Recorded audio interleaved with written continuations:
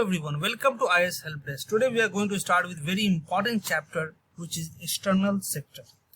It has high relevance in UPSC prelims as well as mains. Before this, we have already completed important chapters such as Introduction to Economy, Monetary Policy, Banking and National Income. Along with this, we have started mains answer writing program, which is important for you to learn the art of answer writing and fetch better marks as compared to others. Under external sector, we will first see the foreign trade. Foreign trade के क्या माने हैं? Foreign trade का मतलब ये है कि अगर हम किसी दो कंट्री के बीच में गुड्स एंड सर्विसेज को लेन देन करते हैं, उसे फॉरेन ट्रेड कहते हैं. फॉरेन ट्रेड में इंपोर्ट होता है, फॉरेन ट्रेड में एक्सपोर्ट होता है. यानी एक्सपोर्ट का मतलब होता है कि कभी भी हम गुड्स या सर्विसेज एक कंट्री से दूसरे कंट्री में भेज रहे हैं, उसे एक्सपोर्ट कहते हैं. गुड्स जैसे मशीनरी हो गए, फूड हो गए, क्रॉप्स हो गए, चावल, गेहूं या क्लोथ हो गए, ये सब हम जब एक्सपोर्ट करते हैं दूसरे कंट्री में, वो एक्सपोर्ट में शामिल होता है. टूरिज्म हो गया, टूरिज्म सर्विसेज में शामिल होता है, तो ये एक्सपोर्ट में आता है. इंपोर्ट में जब दूसरे कंट्री से हम अपने कंट्री में किसी चीज को ला रहे हैं, वो इंपोर्ट में शामिल होता है. गुड्स एंड सर्विसेज से हम लैपटॉप या कोई दूसरी कंट्री से कोई प्रोडक्ट ला रहे हैं, जैसे कार ला रहे हैं या कोई इम्पोर्टेंट मेडिकल इक्विपमेंट ला रहे हैं या कोई भी प्रोडक्ट ला रहे हैं, वो सारे गुड्स में शामिल होंगे इंपोर्ट में. सर्विसेज जैसे कोई आ रहा है टूरिज्म के लिए इंडिया में, वो सर्विसेज में शामिल होगा. फॉरेन ट्रेड में दो इंपॉर्टेंट चीजें नोट करने के लिए है. पहला ये है कि इसको एक्जिम कहते हैं. एक्जिम यानी एक्सपोर्ट इंपोर्ट, EXIM, एक्जिम. दूसरा, फॉरेन ट्रेड किसी भी कंट्री के लिए बहुत अहम होती है, क्योंकि इससे उनके इकोनॉमिक डेवलपमेंट में बहुत हेल्प मिलता है. फॉरेन एक्सचेंज आते हैं, बाहर की करेंसी इंडिया में आते हैं, और वो करेंसी को यूज करके हम इम्पोर्टेंट चीजें खरीद पाते हैं. जैसे फॉरेन एक्सचेंज हमारे पास डॉलर आ गए, तो डॉलर को यूज करके हम ऑयल खरीद सकते हैं या हम कोई दूसरे प्रोडक्ट खरीद सकते हैं यूएस से या कोई दूसरी कंट्री से. इकोनॉमिक डेवलपमेंट के लिए हेल्पफुल इसलिए भी है कि अगर हिस्टोरिकल पास्ट देखें तो ब्रिटेन पहले इंडिया से उतना ज़्यादा अमीर नहीं था, लेकिन जब वो कॉलोनाइज करना चालू किया, दूसरे कंट्रीज पे कब्जा किया, तो उसके पास बाहर के रिसोर्सेस आने चालू हो गए. बाहर के गुड्स, सर्विसेज, बाहर का जो रिसोर्स है उसको यूज करके, दूसरे कंट्री के रिसोर्स को यूज करके वो अमीर बना. यानी कि जो कंट्री खुद में सीमित रहता है, उसके डेवलपमेंट के चांसेस कम होते हैं. अगर हम इंपोर्ट और एक्सपोर्ट के जरिए अपने आप को आगे बढ़ा रहे हैं, तो किसी भी कंट्री में ये डेवलपमेंट के लिए बहुत ही फायदेमंद होता है. Merits of international trade. International trade के बहुत सारे फायदे हैं. सबसे बड़ा फायदा है कनेक्टिविटी. इंटरनेशनल ट्रेड में गुड्स का ट्रांसपोर्ट होता है. इसकी वजह से जो ट्रांसपोर्ट के जो फैसिलिटीज होते हैं, ट्रांसपोर्ट के जो वेज होते हैं, जैसे रोडवेज, रेलवेज, इंफ्रास्ट्रक्चर को डेवलपमेंट होता है. पहला है. दूसरा है एक्सेलरेट इंडस्ट्रियलाइजेशन. जब गुड्स सर्विसेज जिसमें advance machinery, tools, capital equipment होते हैं, वो हम इंपोर्ट एक्सपोर्ट करते हैं, तो उसे इंडस्ट्रियलाइजेशन को बढ़ाने में हेल्प मिलता है. प्राइस स्टेबिलिटी, यानी जो डोमेस्टिक प्राइस है उसको स्टेबल रखने में जो इंटरनेशनल ट्रेड है वो हेल्प करती है. फॉर एग्जांपल, ओनियन हम सब जानते हैं कि प्याज का दाम, टमाटर का दाम बहुत ज़्यादा हाई हो जाता है, कई बार कम हो जाता है. तो ये हाई इसलिए होता है, हमारा जो सप्लाई है, प्रोडक्शन है, वो कम हो जाता है. कई रीजंस हैं, फ्लड है, ड्रॉट है, सूखा है, उसके वजह से वो कम हो जाता है. लेकिन दूसरी तरफ अगर प्राइस कम हो जाए तो वो भी नुकसान है फार्मर्स के लिए, तो उसमें भी इंटरनेशनल ट्रेड हेल्प करता है. यानी जब प्राइस ज़्यादा हो जाता है तो बाहर से हम कम दाम में ओनियन मंगा के हम प्राइस को स्टेबलाइज कर सकते हैं. अगर ओनियन का दाम बहुत कम हो गया है तो हम इसको एक्सपोर्ट करके जो फार्मर्स को है उसको और रेमुनरेट कर सकते हैं. तो प्राइस स्टेबिलिटी में हेल्प करता है. इकोनॉमिक इंटरडिपेंडेंस बना रहता है, ग्लोबल पीस और गुडविल के लिए हेल्पफुल रहता है। ग्लोबल पीस के लिए ऐसे हेल्पफुल रहता है कि अगर चाइना से हमें ज़रूरत है प्रोडक्ट की, चाइना को हमसे ज़रूरत है, यानी चाइना हमारे पास एक्सपोर्ट करता है, हम उसके पास एक्सपोर्ट करते हैं, तो एक दूसरे पे इंटरडिपेंडेंस बना रहता है। उससे क्या होता है कि लोग पीस के लिए आगे बढ़ते हुए एक दूसरे से मुनाफा हो रहा है। अगर हमें दूसरे से मुनाफा मॉनेटरी मुनाफा होगा, पैसे का मुनाफा होगा, तो हम क्यों झगड़ा करेंगे, क्यों लड़ाई करें। इफिशिएंट रिसोर्स यूटिलाइजेशन है, जो इंटरनेशनल ट्रेड है वो रिसोर्स को बेहतर तरीका से यूज करने का एक जरिया है। फॉर एग्जांपल जो अरबियन कंट्रीज है उनके पास पेट्रोलियम बहुत ज्यादा है, अगर वो एक्सपोर्ट नहीं करेंगे तो कितना यूज करेंगे, उसको इफिशिएंटली वो यूज ही नहीं कर पाएंगे, तो उसके लिए उसको एक्सपोर्ट करना उनको जरूरी है। Wider range of goods, export import, international trade से हमारे पास चॉइसेस ज्यादा हो जाते हैं गुड्स के।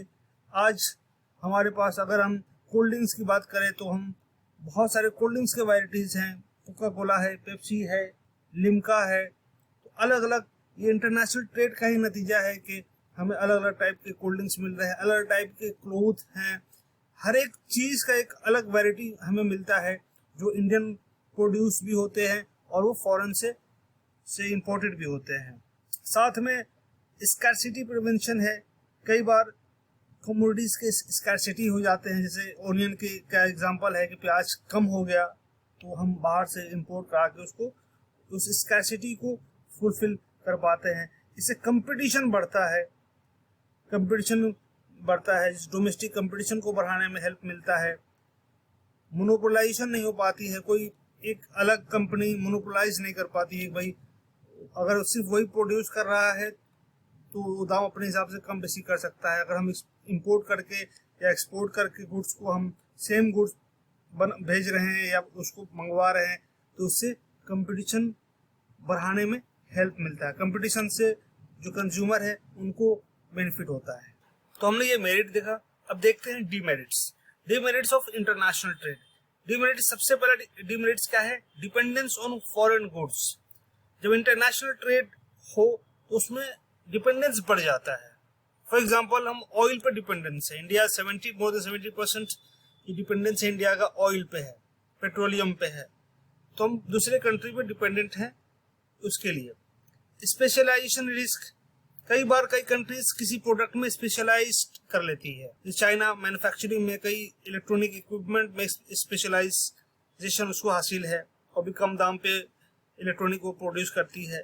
ये डिपेंडेंस के वजह से कई बार दूसरे कंट्री को नुकसान होता है। रिसोर्स डिप्लीशन, अब मान लेते हैं कि अरबियन कंट्रीज उनके पास बहुत ज्यादा पेट्रोलियम है, लेकिन वो पूरे वर्ल्ड में एक्सपोर्ट कर रही है पेट्रोलियम का, एक टाइम ऐसा आएगा कि वो रिसोर्स उनका डिप्लीट हो जाएगा। आयरन ओर का एग्जांपल है, कोल का एग्जांपल है कि इनका एक लिमिटेशन है, वो लिमिटेड अमाउंट में रिजर्व है, लेकिन ज्यादा हम इसको एक्सप्लॉइट करेंगे तो वो खत्म हो जाएगा, फिर हमें उसका नुकसान उठाना पड़ेगा।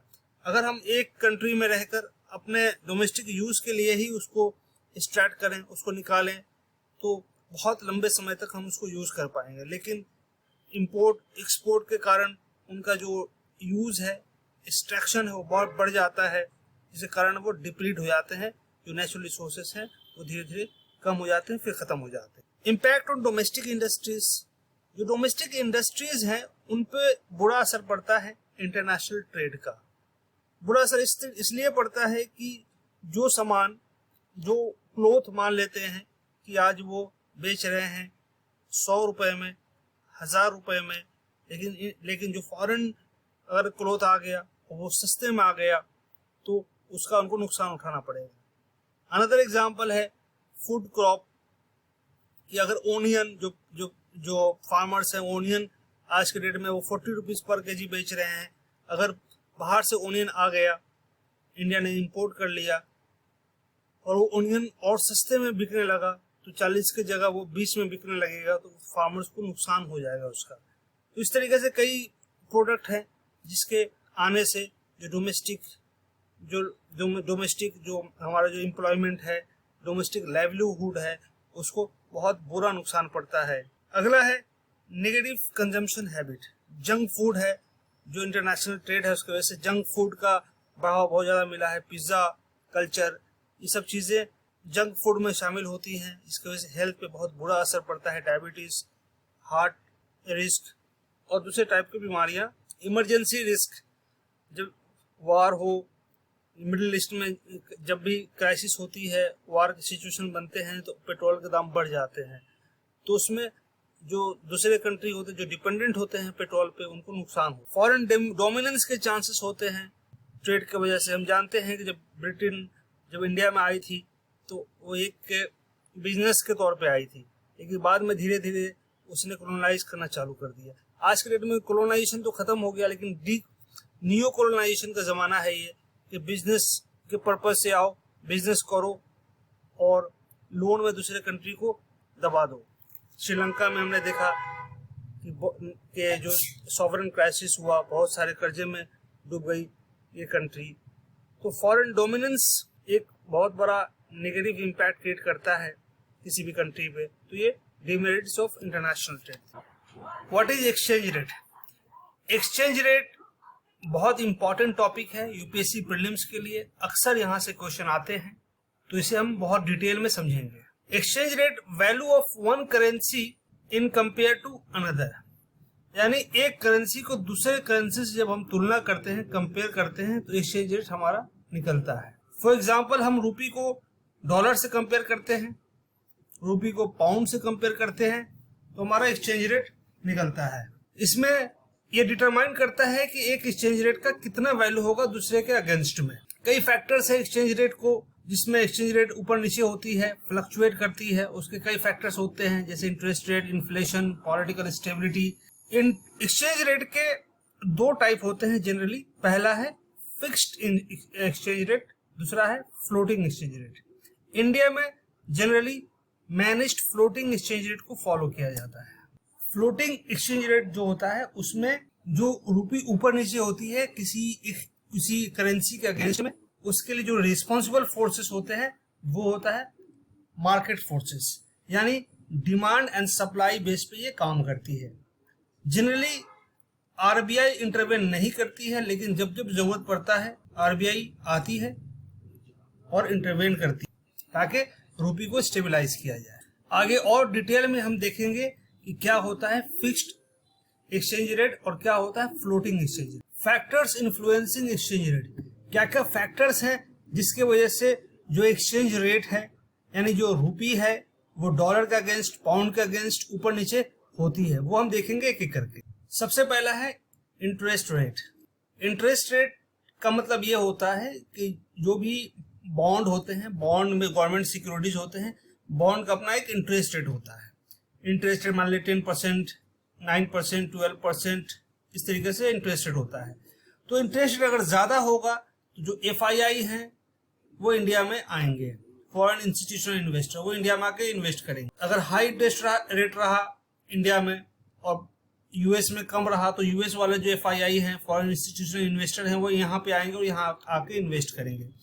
इसके वजह से क्या होता है कि जो करेंसी अप्रिसिएशन होता है, यानी इंडिया में जो हमारा जो करेंसी का वैल्यू है वो अप्रिशिएट करेगी। वो कैसे करती है वो हम एक फिगर से देखते हैं। मान लेते हैं कि ये डॉलर है, एक डॉलर का कीमत आज के डेट में रुपी 83 रुपीज 75 पैसे, 73 पैसे, 83 है। ये 83 आज है, कल के डेट में ये 75 हो सकता है और ये 85 भी हो सकता है, यानी 83 से ये ऊपर भी जा सकता है और ये नीचे भी जा सकता है। करेंसी अप्रिसिएशन का मतलब क्या होता है? करेंसी अप्रिशिएट करना मतलब ये हो गया कि आज एक डॉलर की कीमत 83 रुपीज है, अगर करेंसी अप्रिशिएट करती है तो इसका वैल्यू जो है 83 से नीचे जाएगा, यानी 82 जाएगा, 80 जाएगा, 75 जाएगा। कम हो रहा है तो ये अप्रिशिएट कर रहा है, ये समझने की बात है।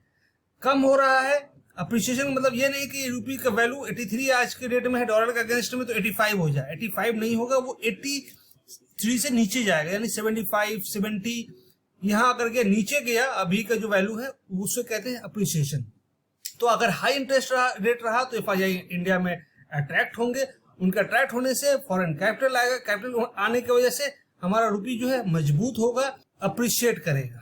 उसके अगेंस्ट में अगर लो रेट रहा, यानी बॉन्ड अगर रेट कम दे रही है तो क्या होता है कि जो हमारा जो एसेट है, डोमेस्टिक एसेट है, गवर्नमेंट सिक्योरिटीज है, बॉन्ड है, उसकी जो अट्रैक्टिवनेस है वो कम होगी। यानी बॉन्ड अगर कम रेट दे रही है, पहले दे रही थी 12%, आज दे रही है 10%, तो foreign institutional investor, foreign capital India में कम आएंगे, वो कहीं दूसरी जगह जाएंगे जहां पे उनको ज्यादा रेट मिलेगा। इसकी वजह से क्या होगा कि रूपी हमारा डिप्रिशिएट करेगा। डिप्रिशिएट का मतलब क्या हुआ कि आज के डेट में $1 की कीमत अगर 83 रुपीज है तो वो बढ़कर 85 हो जाएगी। यानी जो डॉलर का वैल्यू का कीमत है रूपी के अगेंस्ट में वो बढ़ेगा। 83 जब 85 होता है, 86, 87, 89 होता है, इसका मतलब हो रहा है कि हमारा रूपी डिप्रिशिएट कर रही है। यहाँ पे कंफ्यूज होने की जरूरत नहीं है। अगर 83 है इसका मतलब ये नहीं कि 75 हो जाएगा तो डिप्रिशिएट कर रहा है। ये वैल्यू ऊपर जाएगा, यानी 83 की जगह 85, 90 हो रहा है डॉलर के अगेंस्ट रूपी का वैल्यू, तो उसको डिप्रिसिएशन कहते हैं। यानी वैल्यू रूपी का कम हो रहा है डॉलर के अगेंस्ट में। दूसरा इंपॉर्टेंट फैक्टर है जो एक्सचेंज रेट को इन्फ्लुएंस करती है, यानी एक्सचेंज रेट को फ्लक्चुएट करवाती है, वो है इन्फ्लेशन। मान ले फॉर एग्जांपल कि इंडिया में जो इन्फ्लेशन है वो है 6% और वही इन्फ्लेशन यूएस में है 2%। यानी कि जो प्रोडक्ट कल के डेट में 10 रुपए में मिल रहा था इंडिया में, वो आज मिल रहा है 12 रुपए में। यानी प्रोडक्ट का दाम, गुड्स एंड सर्विसेज का दाम बढ़ गया इंडिया में। तो जो यूएस के जो इंपोर्टर थे, जो यानी जो इंडिया से जो इंपोर्ट करते थे, इंडिया जो एक्सपोर्ट करती थी, यूएस वाले इंपोर्ट कर रहे थे इंडिया से किसी भी प्रोडक्ट को। मान ले कि फूड प्रोडक्ट हो गए या टेक्सटाइल हो गए, वो अभी महंगा में वो इंपोर्ट करेंगे। जो महंगाई में इंपोर्ट करेंगे तो इंडिया से वो इंपोर्ट क्यों करेंगे, वो किसी और कंट्री से करेंगे। तो इन्फ्लेशन बढ़ने की वजह से इंडिया में क्या होता है कि जो इंपोर्ट है वो कम करती है यूएस वाले, यानी इंडिया का एक्सपोर्ट कम होता है और यूएस जो इंपोर्ट करती है इंडिया से वो भी कम करती है और कहीं किसी दूसरी कंट्री से वो जाके इंपोर्ट करना चालू करती है। अमेरिकन जो कंपनी है, इंडियन प्रोडक्ट नहीं, बाहर का प्रोडक्ट, दूसरी कंट्री का प्रोडक्ट वो खरीदती है। तो हाई इन्फ्लेशन की वजह से क्या होता है कि हमारा प्रोडक्ट का डिमांड कम हो जाता है। प्रोडक्ट का डिमांड कम हुआ, कम प्रोडक्ट बिक रहे हैं, इसके वजह से क्या होता है कि वो हमारा जो एक्सचेंज रेट है उस पर असर पड़ता है और हमारा जो वैल्यू है रूपी का वो डिप्रिशिएट कर जाती है। उसका अपोजिट में होता है लो इन्फ्लेशन, कि इंडिया में अगर इन्फ्लेशन कम है यानी किसी प्रोडक्ट का दाम कम होगा तो बाहर वाले जो इंडिया से इंपोर्ट करेंगे वो ज्यादा खरीदेंगे, यानी गुड्स एंड सर्विसेज ज्यादा लेंगे इंडिया से, क्योंकि यहाँ का प्रोडक्ट का दाम कम है। और ज्यादा जब खरीदारी करेंगे तो खरीदेंगे कैसे, वो डॉलर से खरीदेंगे। रूपी डॉलर का एक्सचेंज होगा, ज्यादा खरीदारी होगी, ज्यादा डॉलर आएगा इंडिया में, तो ये जो डॉलर है उसको डिप्रिशिएट करेगी और इंडियन जो करेंसी है उसको अप्रिशिएट करती है। Hope this is clear. दोस्तों, ये इंटरेस्ट रेट और इन्फ्लेशन रेट बहुत इंपॉर्टेंट है, क्योंकि फ्रिक्वेंटली यूपीएससी यहाँ से क्वेश्चन पूछती है और ये टेक्निकल है बहुत ज्यादा। इस वीडियो को एक बार देखें, ना समझ में आया 2 बार देखें तो आपको ये क्लियर कंसेप्ट हो जाएगा किस तरीके से इंटरेस्ट रेट इन्फ्लेशन वर्क करती है एक्सचेंज रेट फिनोमेना में। नेक्स्ट इंडिकेटर है इकोनॉमिक इंडिकेटर, वो है जीडीपी ग्रोथ रेट। यानी जीडीपी ग्रोथ रेट से भी एक्सचेंज रेट यानी रूपी का वैल्यू डॉलर के अगेंस्ट में, पाउंड के अगेंस्ट में कम बेसी होती है। जीडीपी का ग्रोथ रेट अगर ज्यादा होगी, यानी ज्यादा फोरकास्ट होगा कि इंडिया का जीडीपी इंक्रीज हुआ या इंडिया जीडीपी इंक्रीज होने जा रही है 7% से 8% से 9% से, तो ज्यादा से ज्यादा फॉरेन इन्वेस्टर्स इंडिया में आएंगे, वो एफडीआई आएंगे, फॉरेन डायरेक्ट इन्वेस्टर आएंगे, फॉरेन इंस्टीट्यूशनल इन्वेस्टर आएंगे, वो कैपिटल लेकर आएंगे। और ज्यादा जो फॉरेन और कैपिटल आ रहा है, इसका मतलब ये है कि ज्यादा डॉलर आ रहा है, ज्यादा पाउंड आ रहा है, तो हमारा जो रूपी का वैल्यू है वो अप्रिशिएट करती है, रूपी का वैल्यू बूस्ट होती है। यानी आज के डेट में अगर रूपी का वैल्यू है 83 रुपीज डॉलर के अगेंस्ट में, ज्यादा एफआईआई आ रहे हैं तो 83 से वो कम होगी, 82, 80, 70 इस तरीके से जाएगी। कम हो रहा है डॉलर के अगेंस्ट में रूपी का वैल्यू, इसका मतलब यह है कि रूपी मजबूत हो रहा है। Employment data, government time time पे एम्प्लॉयमेंट डेटा को रिलीज करती है, तो अगर एम्प्लॉयमेंट हाई रहा तो एक पॉजिटिव सिग्नल जाता है फॉरेन इंस्टीट्यूशनल इन्वेस्टर को, एफडीआई को, कि इंडिया में इकोनॉमी बूम कर रही है, तो वो लोग आते हैं कैपिटल लेकर, और कैपिटल लाने की वजह से रुपी स्ट्रांग होता है। मैन्युफैक्चरिंग डेटा भी हमें बताती है कि हमारा जो इंडस्ट्रीज है वो किस तरीके से परफॉर्म कर रहा है, steel, iron and steel industries है वो किस तरीके से परफॉर्म कर रहा है, टेक्सटाइल इंडस्ट्री किस तरीके से परफॉर्म कर रहा है। अगर अच्छा डेटा होगा, अच्छा उसकी पॉजिटिविटी होगी, तो वो अट्रैक्ट करता है फॉरेन इंस्टीट्यूशनल इन्वेस्टर को, एफडीआई को। एफडीआई आते हैं और आके अलग अलग सेक्टर्स में इन्वेस्ट करते हैं, उसके वजह से वो फॉरेन करेंसी लाते हैं। मैं बार बार कह रहा हूँ फॉरेन करेंसी लाते हैं, इसका रीजन ये है कि फॉरेन करेंसी जब इंडिया में आती है तो इंडिया का जो करेंसी है उसको बूस्ट मिलता है, वो मजबूत होती है। ज्यादा डॉलर आएगी तो रुपीज को मजबूत करेगी और हमारा रुपी का वैल्यू जो है स्ट्रॉन्गर होगा दूसरे करेंसी के अगेंस्ट में। तो ये सारे इंडिकेटर्स बताते हैं किस तरीके से जो रुपी है वो दूसरे फॉरेन करेंसी के अगेंस्ट में फ्लक्चुएट करती है। अदर फैक्टर्स हैं, पॉलिटिकल स्टेबिलिटी हो गया, इकोनॉमिक परफॉर्मेंस हो गया, ये सब भी जो हमारा जो करेंसी है उसको फ्लक्चुएशन में इन्फ्लुएंस करती हैं। यानी कि अगर पॉलिटिकल टर्मोइल होगा, यानी जैसे श्रीलंका में, मिडिल ईस्ट में, तो वहाँ फॉरेन इन्वेस्टर क्यों जाएंगे? उनको पैसा गंवाना है क्या? वो जाना पसंद नहीं करेंगे। फॉरेन कैपिटल नहीं जाएगी, फॉरेन कैपिटल नहीं पहुंचेगा, तो वो उस कंट्री का जो करेंसी है वो मजबूत नहीं होगा, वो दिन पर दिन वीक होता जाएगा। नेक्स्ट है बैलेंस ऑफ पेमेंट और करेंसी रिजर्व। अगर इंडिया का ट्रेड सरप्लस रहा, यानी कि हम ज्यादा एक्सपोर्ट कर रहे हैं, इंपोर्ट कम कर रहे हैं, तो ज्यादा एक्सपोर्ट करने का मतलब ये होता है कि हम ज्यादा सामान बेच रहे हैं फॉरेन कंट्री में, और ज्यादा से ज्यादा हमारे पास डॉलर आ रहा है। ज्यादा डॉलर आएगा और कम रुपी जाएगा, इसका मतलब ये हुआ कि हमारा जो करेंसी है वो स्ट्रांग होगा।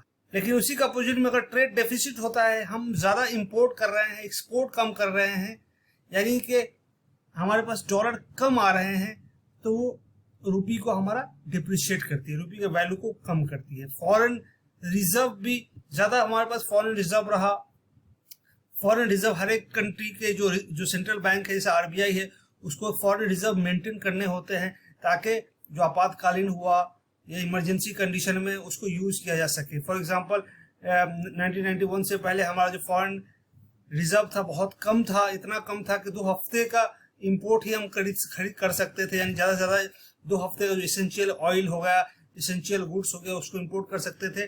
तो ज्यादा रिजर्व होने से हमारा जो रुपी है वो ज्यादा स्ट्रॉन्गर होती है। मार्केट सेंटिमेंट्स भी रुपी को फ्लक्चुएट कराती है, यानी एक्सचेंज रेट को फ्लक्चुएट कराती है।